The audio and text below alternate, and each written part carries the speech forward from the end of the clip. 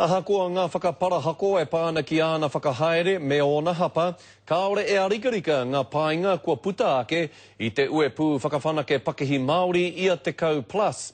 Koe rā tā Paul Morgan, tētahi o ngā māngai o Whaumana, whaimuri ho i ngā kitenga a te arotake motuhake ia te kau plus.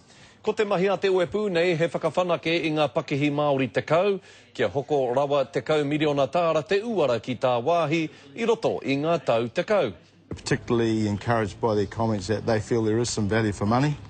They've made a comment about the high cost of the program. You've got to get that into perspective because the complex process of building an export effort, building an export-based company, takes, when you look forward, it takes 10 to 20 years for companies to build the capability, capacity and the revenue earnings.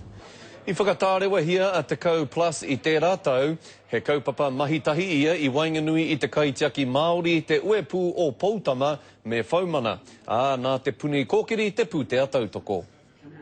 It'll be for the sponsors to Puni Kōkiri to talk through the review findings of the Kau Plus board. There is a contract in place and we would expect there to be some refinements to the contract and for the program to push on and focus on the companies and meeting their needs.